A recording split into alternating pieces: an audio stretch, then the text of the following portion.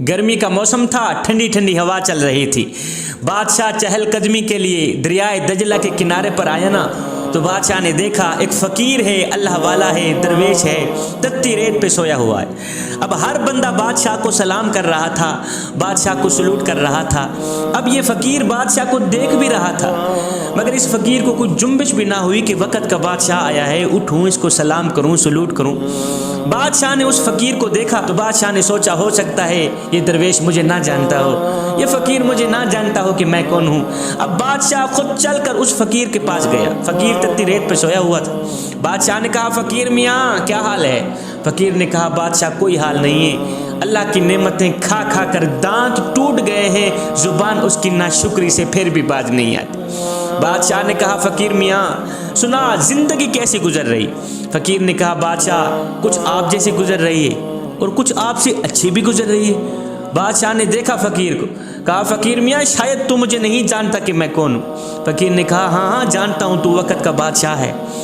कहा, फिर ये क्या कह रहा है? मेरे जैसी ज़िंदगी गुजारने का तसव्वुर नहीं किया जा सकता। मैं बादशाह, तू फ़कीर, और मेरे जैसी लाइफ गुजारने का तसव्वुर नहीं किया जा सकता, और तू कहता है कि तू मुझसे भी अच्छी ज़िंदगी गुजार रहा है, वो कैसे? उस फ़कीर ने कहा, बादशाह तू फूलों के बिस्तर पे सोता है, मैं तत्ती रेत पे सोता हूँ। तू फूलों के बिस्तर पे सोता है, मैं तत्ती रेत पे सोता हूँ। जब तेरी फूलों के बिस्तर पे आँख लग जाती है, जब मेरी तत्ती रेत पे आँख लग जाती, तू फूलों के बिस्तर पे सो जाता है, मैं तत्ती रेत पे सो जाता हूँ। जब तेरी और मेरी आँख लग जाती है, उस वक़्त तुझे पता ये नहीं होता कि मैं फूलों के बिस्तर पे सोया हुआ हूँ, मुझे पता ये नहीं होता कि मैं तत्ती रेत पे सोया हुआ हूँ। बादशाह नींद के दौरान तेरी और मेरी ज़िंदगी एक जैसी गुजर रही होती है। और सुन बादशाह, जब रात का दूसरा पहर आता है, जब तहज्जुद का वक़्त आता है, उस वक़्त तू फूलों के बिस्तर पे सोया ही रहता है।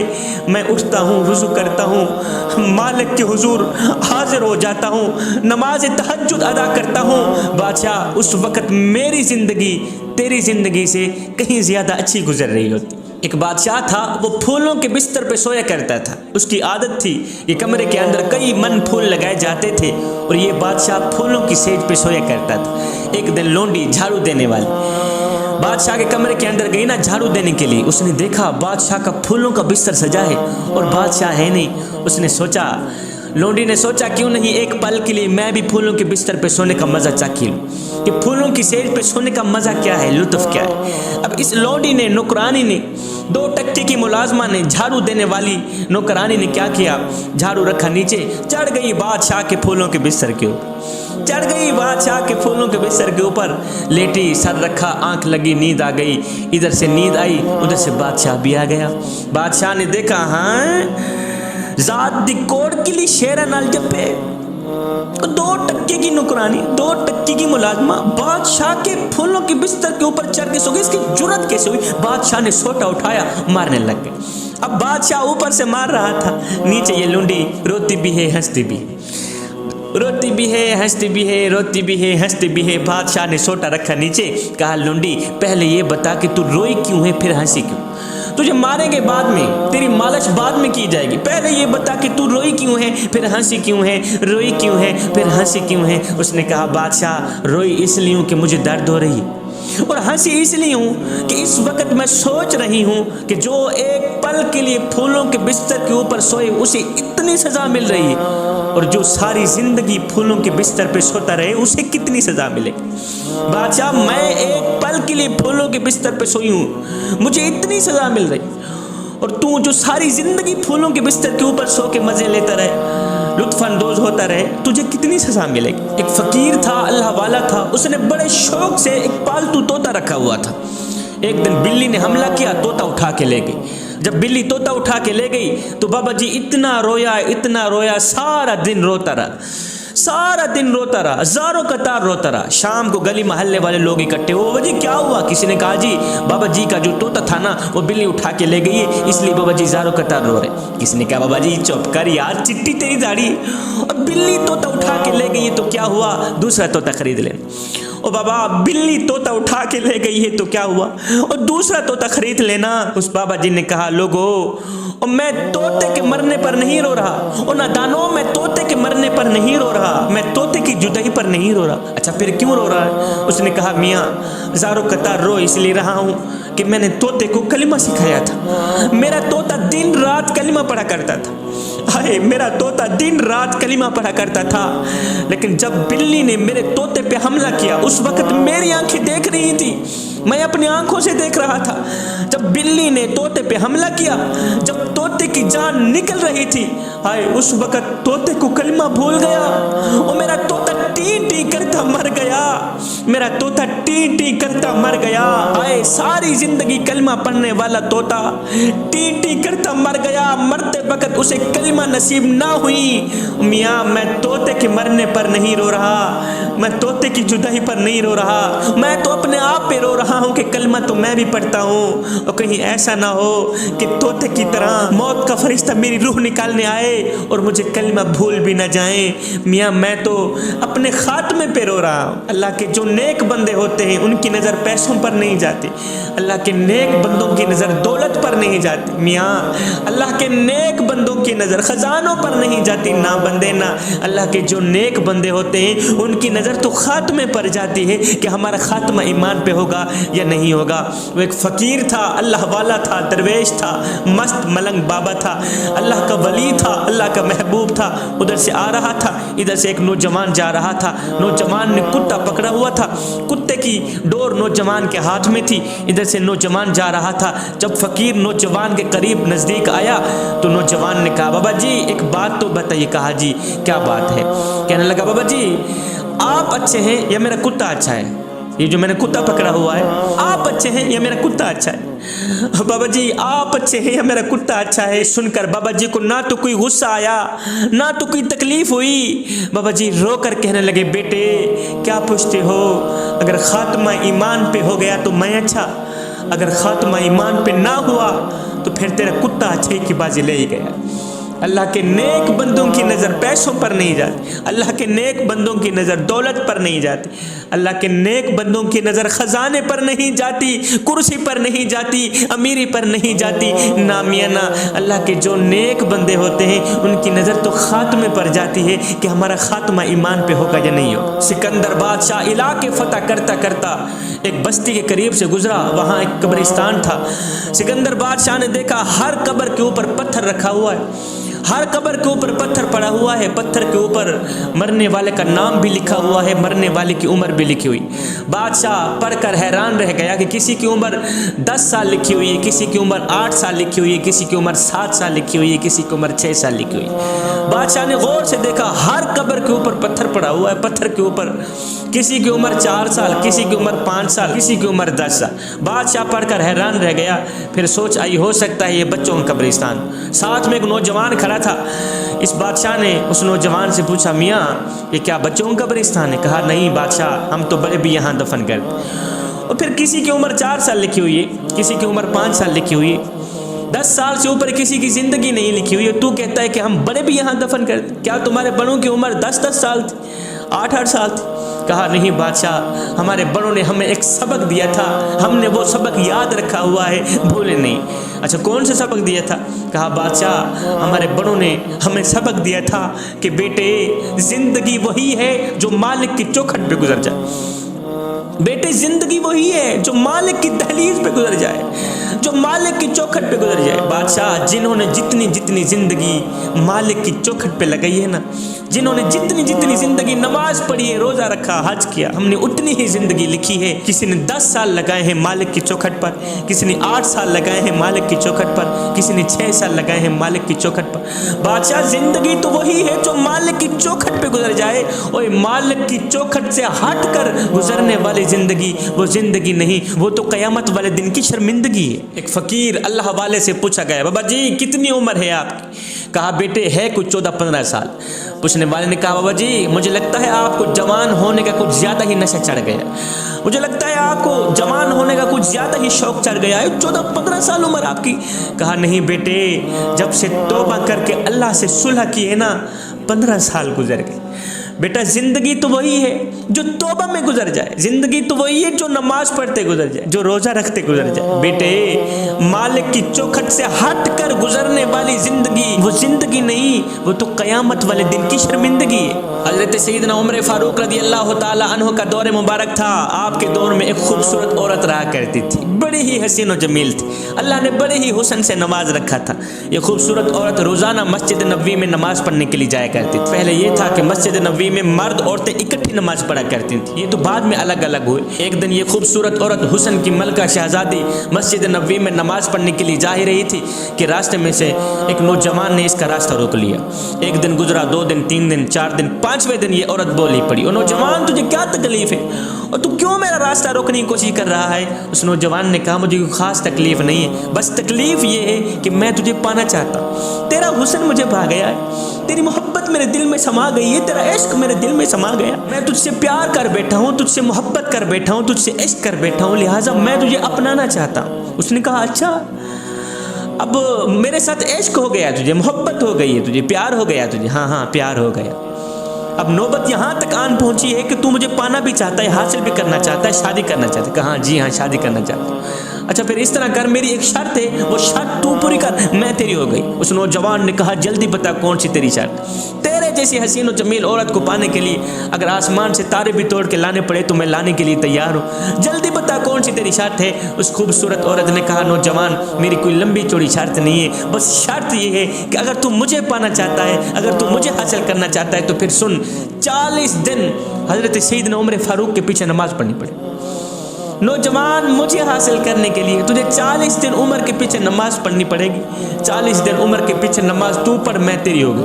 اس نوجوان نے کہا یہ تو کام ہی آسان، یہ تو کام بھی سستا۔ اس نے فوراً کیا وضو، سیدھا مسجد نبوی میں۔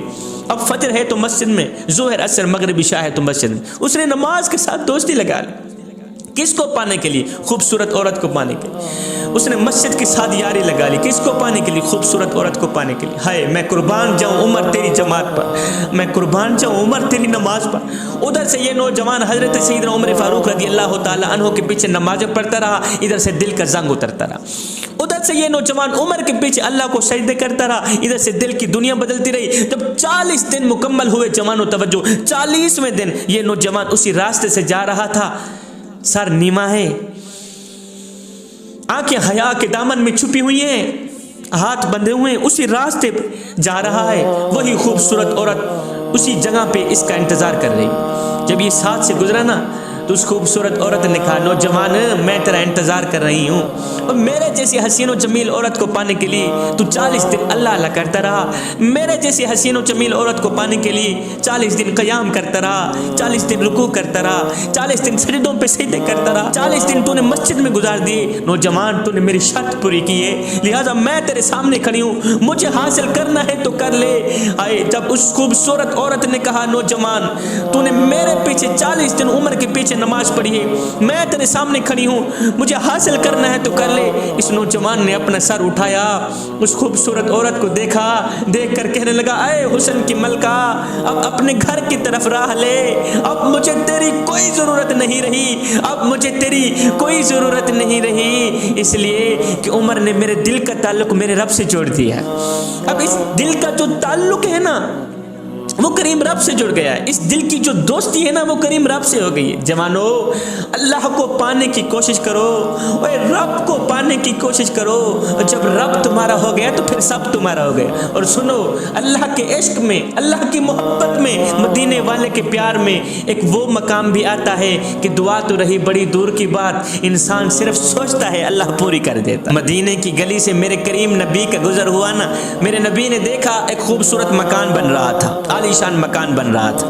میرے نبی نے دیکھا، پوچھا میاں یہ کس کا مکان بن رہا ہے؟ کسی نے کہا جی فلاں انصاری کا مکان بن رہا ہے۔ خیر میرے حضور مکان کو دیکھ کر آگے چلے گئے، پیچھے کسی نے اس انصاری کو کہا میاں حضور کا تیری گلی سے گزر ہوا تھا، حضور نے تیرے مکان کو دیکھا تھا۔ جب حضور تیرا مکان دیکھ رہے تھے اس وقت آقا کا چہرہ بتا رہا تھا کہ تیرا مکان آقا کو پسند نہیں آیا۔ جب آقا تیرا مکان دیکھ رہے تھے نا اس وقت میں آقا کے چہرے کو دیکھ رہا تھا، حضور کا چہرہ بتا رہا تھا کہ تیرا مکان حضور کو پسند نہیں آیا۔ اس صحابی نے کہا اچھا میرا مکان میرے آقا کو پسند نہیں آیا؟ کہا جی نہیں آیا۔ اس انصاری نے کیا کیا، کدال اٹھایا، یہ کہتے ہوئے مکان کو مٹی کے ساتھ مٹی کر دیا، جو چیز میرے آقا کو پسند نہیں ہے وہ غلاموں کو بھی پسند نہیں۔ اس انصاری نے سارا مکان مٹی کے ساتھ مٹی کر دیا، ملبہ کر دیا۔ کچھ دن بعد اسی گلی سے پھر سے میرے کریم نبی کے گزر ہوا، میرے نبی نے دیکھا وہ عالی شان مکان ملبہ پڑا، وہ عالی شان مکان مٹی کے ساتھ مٹی وہ پڑا ہے۔ میرے نبی نے دیکھا، پوچھا میاں کچھ دن پہلے میں یہاں سے گزرا تھا، عالی شان مکان بن رہا تھا، اب وہ عالی شان مکان کا نام و نشان بھی نہیں ہے، مکان کہاں گیا ہے؟ کسی نے گرایا ہے؟ کسی نے کہا جی مکان مالک نے خود ہی گرایا ہے اور اپنے ہاتھوں سے گرایا۔ میرے حضور علیہ السلام نے فرمایا مکان مالک کو میرے سامنے حاضر کرو۔ مکان مالک آ گیا، جی حضور قربان جائیں آپ کے نام پر۔ میرے نبی نے فرمایا میاں تیری گلی سے میں گزرا تھا، تیرا خوبصورت عالی شان مکان بن رہا تھا، اب کچھ دن بعد گزرا ہوں تو وہ عالی شان مکان مٹی کے ساتھ مٹی ہوا پڑا ہے، کس نے گرایا؟ اس نے کہا حضور میں نے گرایا ہے اور اپنے ہاتھوں سے گرایا ہے۔ میرے حضور نے فرمایا میاں تو نے کیوں گرایا ہے؟ آئے جب میرے حضور نے پوچھا میاں تو نے مکان کیوں گرایا ہے، یہ سن کر صحابی کی چیخ نکل گئی، صحابی رو کر کہنے لگے حضور مکان اس لیے گرایا ہے کہ میں نے سنا تھا کہ میرا مکان میرے آقا کو پسند نہیں تھا، سنا تھا میرا مکان میرے آقا کو پسند نہیں تھا۔ یہ کیسے ہو سکتا ہے چیز میرے آقا کو پسند نہ ہو، وہ ہمیں پسند ہو، یہ تو ہو بھی نہیں سکتا۔ ہم ایک لمحے کے لیے اپنے اندر اتریں، ہم ایک لمحے کے لیے اپنے باطن پہ اتریں اور سوچیں کہ ہمارا کیا کیا اللہ کو پسند ہے، کیا کیا اس کے رسول کو پسند ہے۔ کیا چاول بنا کر لوگوں کو کھلانے سے حضور کی محبت کا حق ادا ہو جاتا ہے؟ تو ایمان سے بتائیں، کیا ہاتھ لہرانے سے آقا کی محبت کا حق ادا ہو جاتا ہے؟ کیا بلند آواز سے نعرے لگانے سے، ہاتھ لہرانے سے، جھومنے سے حضور کی محبت کا حق ادا ہو جاتا ہے؟ اگر نہیں ہو جاتا تو پھر آئیے سر سے لے کر پاؤں تک حضور کی غلامی کے رنگ میں رنگے جائیں۔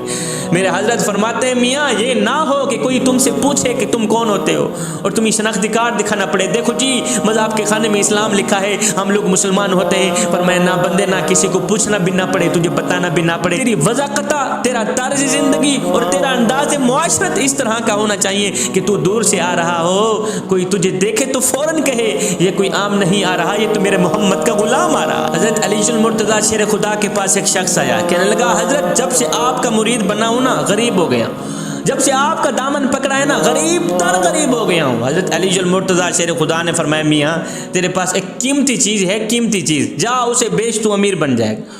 یہ شخص گھر میں گیا، غور سے دیکھا کہ کون سی قیمتی چیز پڑی ہے تاکہ بیچ کے میں امیر بن جاؤں۔ واپس علی کے پاس گیا، کہا حضرت میرے گھر میں تو کوئی قیمتی چیز نہیں پڑی، میرے پاس تو کوئی قیمتی چیز نہیں ہے جسے بیچ کر میں امیر بن جاؤں گا۔ حضرت علی نے فرمایا میاں میری آنکھیں دیکھ رہی ہیں، تیرے پاس ایک قیمتی چیز ہے، تو جا کے بازار میں بیچ تو امیر بن جائے گا، امیر تر امیر بن جائے گا۔ یہ شخص دوبارہ گھر میں گیا، غور کر کے دیکھنے کے بعد واپس آیا، کہنے لگا حضرت میرے گھر کے تو برتن بھی بک چکے ہیں، میرے گھر میں تو کوئی قیمتی چیز نہیں پڑی جسے بیچ کر میں امیر بن جاؤں گا۔ حضرت علی نے فرمایا میاں چل بازار میں نہیں بیچتا نہ بیچ، تو علی کو ہی دے دے، بدلے میں جو مانگنا ہے مانگ، علی تجھے دینے کو تیار ہے۔ اس نے کہا حضرت خدا را آپ ہی بتا دیں کہ میرے پاس کون سی قیمتی چیز ہے۔ علی نے فرمایا میاں تیرے دل میں جو اہل بیت کی یہ محبت ہے نا، جو تو نے علی کی محبت اپنے دل میں رکھی ہوئی ہے نا، اہل بیت کی محبت رکھی ہوئی ہے نا، ابو بکر کی محبت رکھی ہوئی ہے نا، عثمان و عمر و علی کی یہ جو محبت رکھی ہوئی ہے یہ مجھے واپس دے دے، بدلے میں جو مانگنا ہے مانگ، علی تجھے دینے کو تیار ہے۔ اس شخص نے کہا یا علی کائنات کی ساری دولت تیری جتی کی نوک پہ قربان کر دوں، مجھے ایسی امیری کی ضرورت ہی نہیں ہے جس سے تیری محبت چھین لی جائے، جس سے اہل بیت کی محبت چھین لی جائے، جس سے صحابہ کی محبت چھین لی جائے۔ یہ سن کر علی نے فرمایا او نادان، پھر دل میں علی رکھتا ہے خود کو غریب کہتا ہے، اور پھر دل میں ابو بکر رکھتا ہے، دل میں عمر رکھتا ہے، دل میں عثمان رکھتا ہے، دل میں اہل بیت کی محبت رکھ کے خود کو غریب کہتا ہے۔ اور دل میں اہل بیت کی محبت رکھ کے خود کو غریب کہتے ہوئے تجھے شرم نہیں آتی اور تجھے پتہ نہیں ہے جو علی کا گدا بن جائے وہ زمانے کا شاہ بن جاتا ہے۔ اور مجھے بتاؤ تو صحیح، جو علی کا گدا بن جائے وہ تو زمانے کا شاہ بن جاتا ہے، اور جو میرے سونے محمد کا گدا بن جائے اس کو کائنات کا شہنشاہ نہ سمجھو تو اور کیا سمجھو۔ ایک فقیر کا گزر قبرستان سے ہوا نا، اللہ والے کا گزر قبرستان سے ہوا، اللہ کے ولی کا گزر قبرستان سے ہوا، اس نے سوچا کیوں نہیں جاتے جاتے فاتحہ ہی پڑھ کے جاؤ۔ اس اللہ والے نے قبرستان میں رک کر فاتحہ پڑھی، فاتحہ پڑھنے کے بعد بلند آواز سے کہا او قبرستان والو کتنے خوش نصیب ہو تم، کہ مزے کی نیند سو رہے ہو، کتنے خوش بخت ہو کہ مزے کی نیند سو رہے ہو۔ غیب سے آواز آئی، فقیر میاں، اللہ کے نیک میاں، یہ تو کیا کہہ رہا ہے؟ قبر میں سونے والوں کا حال یہ ہو جن کا شہرت یافتہ نام مردوں میں بدل دیا جائے، اور جن کا موٹا تازہ بدن مٹی کے ساتھ مٹی ہو جائے، اور جن کا لٹھے کا سوٹ قبر کی مٹی کھا جائے، اور جن کی وہ نشیلی آنکھیں جن کو دیکھنے کے لیے دنیا درستی تھی، آج ان آنکھوں کو کیڑے مکوڑے کھا رہے ہیں۔ فقیر میاں، اگر سچ پوچھتے ہو تو مزے کی نیند ہم نہیں سو رہے، مزے کی نیند آپ سو رہے ہیں، ہم تو یہاں سونے کی سزا بھگت رہے ہیں۔ اللہ کی ولیہ، اللہ کے محبوبہ حضرت رابعہ بصری کہیں جا رہی تھی، راستے میں سے ایک نوجوان کھڑا ہوا، کہنے لگا، رابعہ بصری، میں تجھ سے محبت کر بیٹھا ہوں، تجھ سے عشق کر بیٹھا ہوں، لہٰذا میں تجھے اپنانا چاہتا ہوں، میں تجھ سے شادی کرنا چاہتا ہوں۔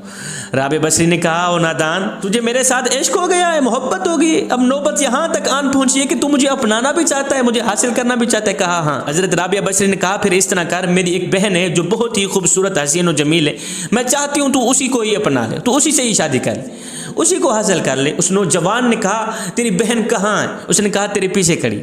اس نوجوان نے جیسے ہی مڑ کر پیچھے دیکھا تو حضرت رابعہ بصری نے نوجوان کے منہ پر ایک تھپڑ مارا، ایک تماچا مارا، تھپڑ مار کر بولی، او بدبخت، محبت رابعہ بصری سے کرتا ہے، تکتا غیروں کو ہے، اور عشق رابعہ بصری سے کرتا ہے، تکتا غیروں کو ہے، ابھی ہو گیا ہے تیری محبت کا امتحان۔